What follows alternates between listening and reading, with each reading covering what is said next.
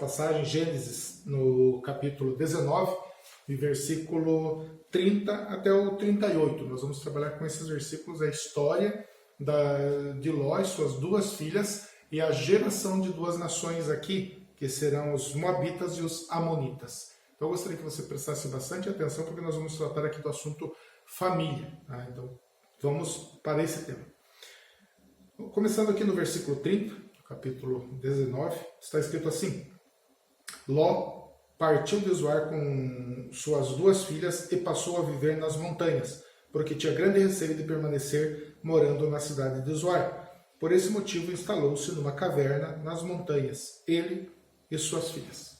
Então esse versículo 30 aqui já mostra que Ló, ele passou pela cidade de Zoar, não quis permanecer ali por receio, era uma cidade pecaminosa também, provavelmente ele ficou com medo da destruição, ele viu a destruição acontecer na cidade de Sodoma. Ele perdeu tudo, então, ele estava caminhando aqui com as suas duas filhas, agora em direção às montanhas, e ele chega lá e passa a habitar nas montanhas. Veja que contraste, né? Um homem que viveu ali numa certa riqueza, ele escolheu as planícies, né? E estava morando em Sodoma, tinha uma vida financeira próspera, era uma cidade próspera, apesar da pecaminosidade. Quando nós falamos próspera aqui, é no sentido financeiro mesmo, e agora ele deixa tudo, fica tudo para trás, e ele fica somente com as duas filhas, e agora habitando numa caverna. Essa é a vida de Ló, o final da vida de Ló. No versículo 31, vem uma narrativa agora do que vai acontecer, do que se segue, né? Nós vamos aprender algumas coisas aqui. Tá? Então, está escrito assim: certo dia, a filha mais velha propôs à filha mais nova: nosso pai já está idoso e não há nenhum outro homem nesta região que venha unir-se a nós, de acordo com o costume de todo mundo.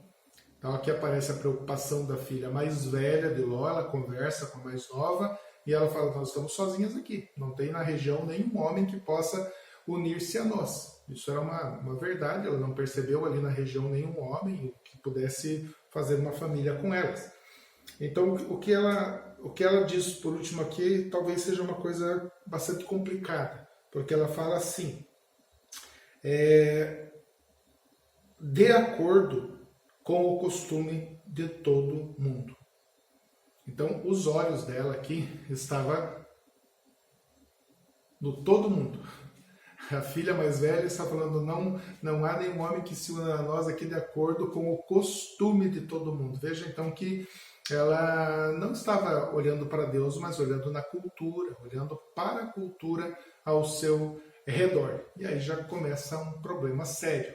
Ela não falou para a irmã dela: vamos conversar com Deus, vamos orar, vamos ver qual é o propósito de Deus, mas ela olha para o costume do mundo. Então veja bem, nós não, como cristãos hoje, como filhos de Deus, nós não temos que olhar, não devemos olhar para o costume do mundo, mas sim olhar para as grandezas de Deus, para os propósitos de Deus, para a lei de Deus. É com esses olhos que nós devemos viver, com os olhos em Deus. Versículo 32. Vem, façamos nosso pai beber muito vinho e deitemo-nos com ele, assim suscitaremos uma descendência de nosso pai. Descendência. Aqui também pode ser uma palavra-chave aqui nesse ensinamento. Descendência, preocupação com a descendência. Isso não é errado. Nós nos preocuparmos com a nossa descendência. Os casais querem ter filhos, querem ter netos. Isso é muito comum, é muito normal. É lícito, é bom diante de Deus. Agora, como vai ser feito isso? Como nós vamos constituir uma família? Aí sim nós precisamos da aprovação de Deus. Então, tudo que você for fazer na tua vida, você não deve fazer de acordo com o teu entendimento, ou de acordo com a cultura, ou de acordo com o que a sociedade está ensinando, mas sim de acordo com o que Deus está ensinando. Tá? Não se baseie na cultura do mundo, não se baseie na cultura da sociedade atual, mas se baseie na palavra de Deus, que é fiel, justa e verdadeira. Então, olha o que ela fala da descendência do nosso pai. Ela está falando que quer uma descendência para o pai dela. Mas olha o que ela fala: façamos nosso pai beber muito vinho. Ou seja, ela queria que o pai dela ficasse inconsciente para que ela gerasse, ou elas gerassem filhos como o próprio pai. E é isso que ela vai fazer. Ela, na verdade, toma a autoridade do pai dela. Ela resolve fazer do jeito dela. Ela não consulta Ló, ela sabia que o Ló não ia aprovar esse tipo de coisa, não iria aprovar essa maldade, na verdade. Isso é incesto, a Bíblia condena esse tipo de atitude. Então ela fala para a irmã mais nova: vamos embebedar o nosso pai. Tá?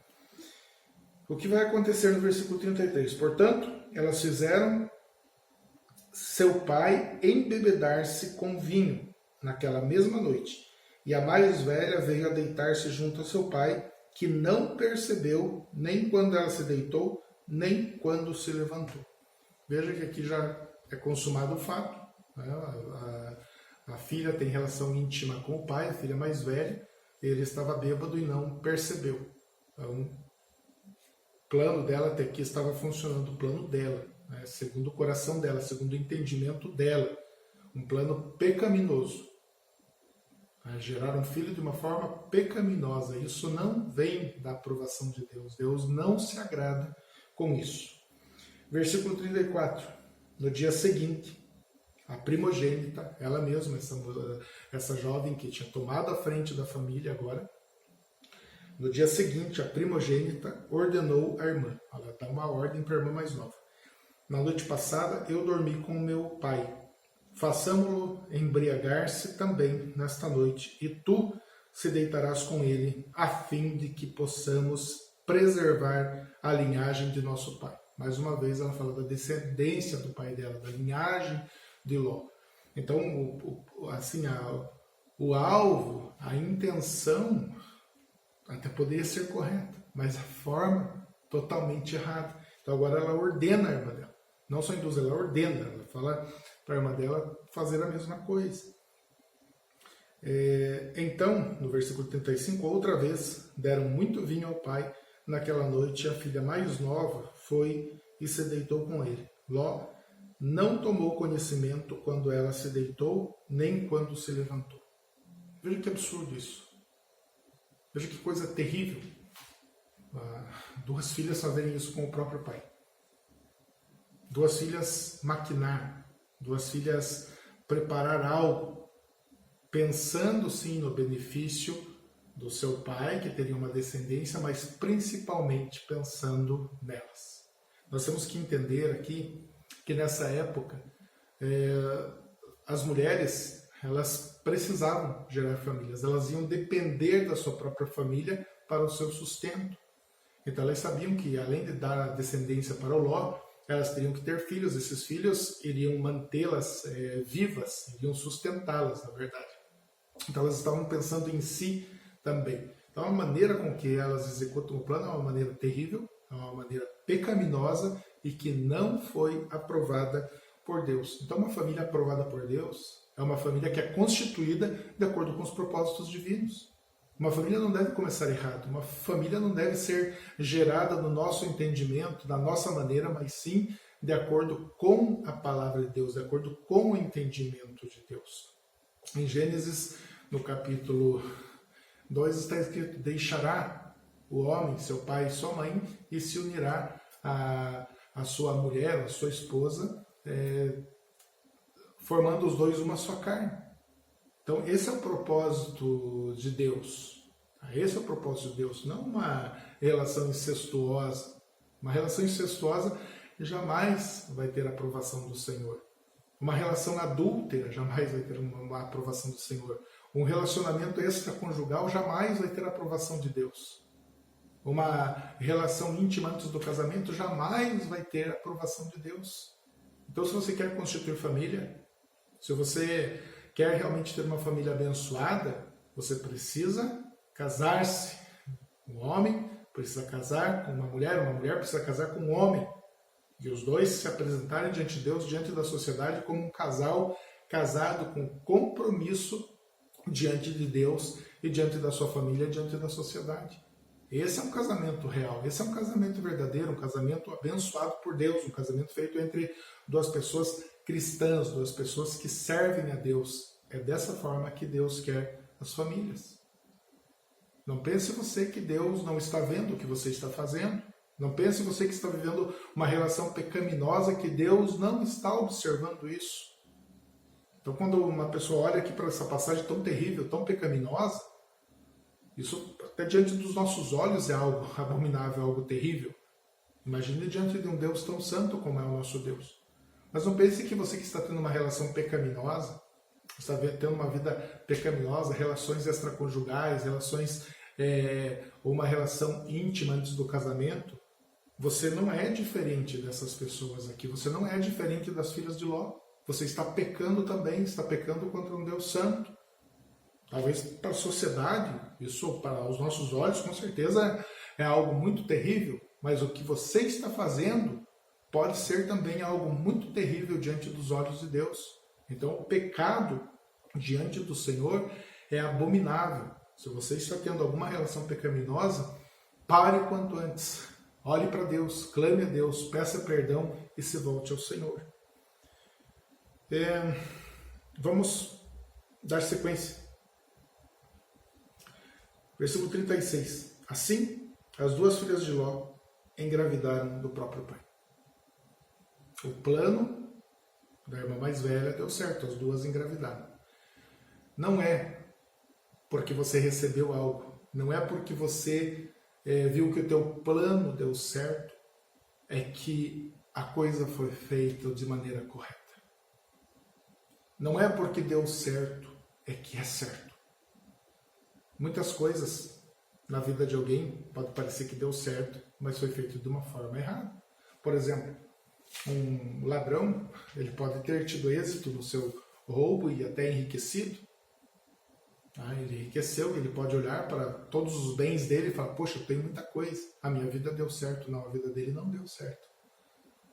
Isso foi feito de forma ilegal, ilícita. Um traficante pode ter tantos bens, tantas riquezas, isso não significa que deu certo, porque ele fez de uma forma errada. Então, quando nós queremos agradar a Deus, nós precisamos fazer tudo para a glória de Deus, tudo de acordo com a vontade de Deus. Somos de Deus, somos um povo cristão. Essa passagem aqui está mostrando aqui um lado muito pecaminoso, a depravação mesmo da humanidade. Veja como essas jovens, elas, embora tenham saído de Gomorra, elas levaram algo terrível, elas levaram uma maneira mundana de fazer as coisas. Veja que o egoísmo, o egocentrismo imperando, mais uma vez na vida de seres humanos. Por que não olharam para Deus? Por que não clamaram a Deus? Elas viveram com o Ló aprendeu de Abraão que existe um Deus a ser adorado, um Deus a ser consultado, um Deus para que nós possamos conversar com Ele, para que nós possamos buscar a direção para a nossa vida. E elas não fizeram isso. Elas tomam a decisão. Elas seguem a sociedade pecaminosa daquela região de Sodoma e Gomorra. Elas não seguem a Deus, não seguem os ensinamentos de Deus. Vejam o Ló, que ainda foi considerado um homem justo, mas veja que coisa terrível. Um homem que se deixa embriagar pelas filhas, um homem sem controle, sem domínio próprio. Veja as consequências da bebida, as consequências da embriaguez. Não é para se embriagar. Você pode usar alguma bebida, alguma coisa com moderação. Agora, quando você se embriaga, você excede os limites, você acaba fazendo besteira, você acaba cometendo loucuras. Veja que ele nem viu o que fez, estava inconsciente, embriagado. E agora vão nascer os filhos deste homem de uma forma horrível, de uma forma pecaminosa, de uma forma condenada pelo Senhor. Veja a sequência aqui. Versículo 37, a primogênita teve um filho e deu-lhe o nome de Moabe. Esse foi o pai dos moabitas de hoje. A mais nova deu também à luz a um filho e o chamou de Ben-Ami. Este foi o pai dos amonitas de hoje. Então Moisés, que escreveu Gênesis, ele estava explicando a respeito desses homens. Esses homens deram origens a duas nações, os Moabitas e os Amonitas.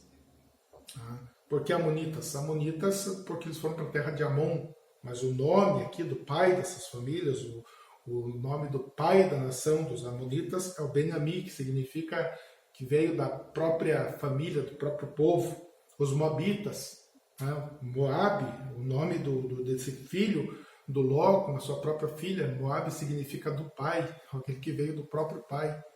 Veja que esta jovem mais velha, ela não se envergonha do que ela fez. Pelo contrário, ela ainda põe o nome do filho, do pai, o que veio do pai. Ela sempre iria lembrar que aquele era filho do pai dela, coisa terrível.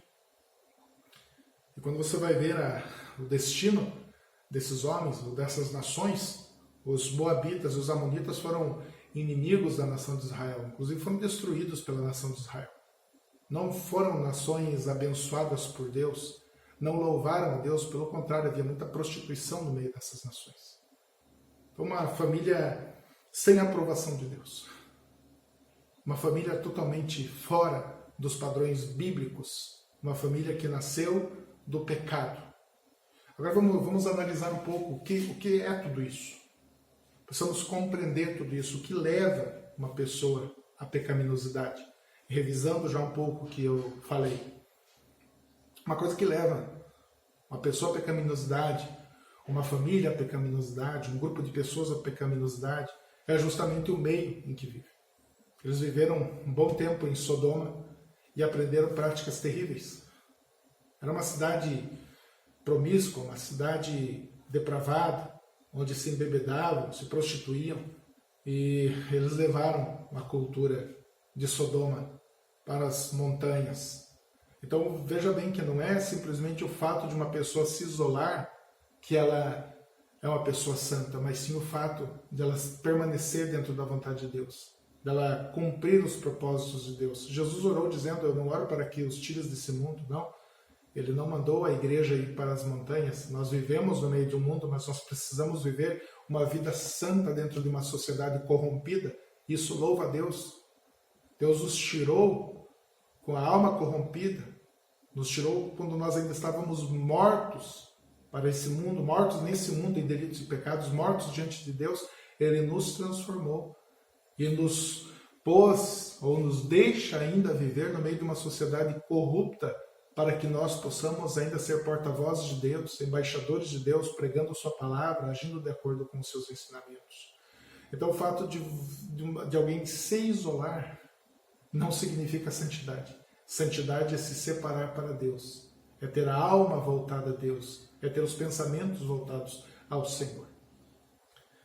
Veja que Ló e suas filhas estavam isolados, porém com a mente pecaminosa ainda, com a mente na cultura daquela sociedade. Então não se deixe corromper. Se você está vivendo no meio de um povo corrupto, influencie essas pessoas. Pregue a palavra, mas não se deixe influenciar. Outra coisa, a bebida. Muita gente pergunta: eu posso tomar um vinho? Tomar um vinho não é um problema, o problema é o excesso. Veja o que o excesso causa, veja o que a embriaguez causa na vida de uma pessoa. A embriaguez leva a pessoa à ruína, à destruição. A embriaguez leva uma pessoa à destruição financeira, à destruição familiar, leva a fazer coisas terríveis, leva à prostituição. Então a Bíblia condena a embriaguez. O excesso de bebida é condenável, é condenado pela palavra do Senhor. Outra coisa, aprenda isso. Você pode ter os teus planos, você pode ter objetivos corretos. Você pode desejar algo, você pode desejar qualquer coisa que esteja de acordo com a palavra de Deus, uma casa, um carro, você pode querer essas coisas, você pode querer fazer um curso, você pode querer concluir teus estudos, tua faculdade, porém sempre você vai agir de acordo com a vontade de Deus. Não pise em ninguém. Não se corrompa para cumprir os teus objetivos. Clame a Deus quando você tem algo para fazer.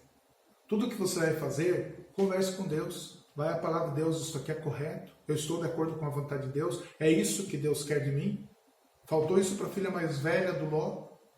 Faltou isso para a filha mais nova do Ló? Por que fazer isso? Por que não conversaram com Deus? Por que não buscaram o Senhor? Simplesmente elas foram pelas ideias dela, pela vontade delas. Eu quero gerar filhos, eu quero uma descendência. Poderia conversar com Deus, poderia agir de acordo com Deus. E aí vem mais um ensinamento. Confie em Deus, confie no Senhor. Você pode estar diante de uma situação terrível. Aqui eles estavam diante de uma situação ruim. A cidade deles havia sido destruída, eles passaram por uma catástrofe mesmo. Mas mesmo assim, você precisa buscar a Deus, buscar a vontade de Deus. O que é que Deus quer? Às vezes numa situação de muita emoção, às vezes numa situação onde nós olhamos à nossa volta e não vemos solução nenhuma, nós queremos agir de acordo com as nossas ideias, de acordo com a nossa vontade, mas a Bíblia não manda nós agirmos de acordo com a nossa vontade. Agir de acordo com o nosso coração. Pelo contrário, a Bíblia ensina que é enganoso o nosso coração. O nosso coração é perverso. Jesus falou que do nosso coração que saem as más paixões, as coisas terríveis saem do nosso coração. Então não siga o teu coração. Siga os ensinamentos de Deus. Quer ter uma família abençoada? Então comece a falar com Deus. Acredite em Deus. Se você está numa situação difícil em qualquer área da tua vida, seja na saúde, financeira, familiar, não vá, faça tudo de acordo com a vontade de Deus. Se o casamento está ruim, está difícil, não pense que um divórcio, algo que não está de acordo com a palavra de Deus vai resolver. Não, o que resolve é você viver de acordo com a palavra do Senhor. Aqui para a filha de Ló, se ela olhasse para Deus e ela confiasse em Deus, esperasse em Deus, Deus poderia dar uma família para elas. Ela fala, não tem nenhum homem aqui na região que possa constituir família conosco. Quem disse para ela? Isso ela imaginou. O que os olhos dela viam era isso. Mas ela podia esperar em Deus. Ela podia clamar. Ela podia esperar. Deus, qual é a tua vontade? Ela podia clamar a Deus, pedindo que Deus fizesse a vontade dele e seguisse os propósitos dele na vida dela. Mas não, simplesmente ela fecha os olhos para Deus, ela não ora, não conversa, nem com o pai dela, não conversou e toma uma atitude irresponsável. Então você que está ouvindo, confie em Deus, confie no Senhor. Não pense que tudo está destruído, que tudo está perdido quando Deus está do teu lado. Não pense que Deus não está falando quando existe a palavra de Deus a nosso favor. Não pense que você deve viver agora numa solidão, numa tristeza absoluta. Não. Clame a Deus, converse com o Senhor. Deus está do teu lado e Deus ouve a oração do justo. A oração do justo pode muito seus efeitos. Jesus Cristo morreu numa cruz e hoje Ele é o nosso intercessor. Nós temos tudo, nós temos Jesus Cristo a nosso favor. Então, quando nós oramos a Deus em nome de Jesus, na intercessão de Jesus, nós sabemos que a nossa oração está chegando diante do Pai. Não faça besteira. Não siga o que a sociedade ensina. Não siga os ensinamentos que estão à tua volta, os ensinamentos enganosos, capciosos, mas siga a palavra de Deus, o que Deus tem para você. Deus é santo, Ele é maravilhoso e nós podemos chamá-lo de Pai. Somente os cristãos podem chamar Deus de Pai. Somente os cristãos são filhos de Deus. E você, como filho de Deus, haja como filho de Deus. Olhe para Deus, siga os conselhos do Pai e com toda certeza a tua vida, a tua família será muito abençoada. Que Deus abençoe.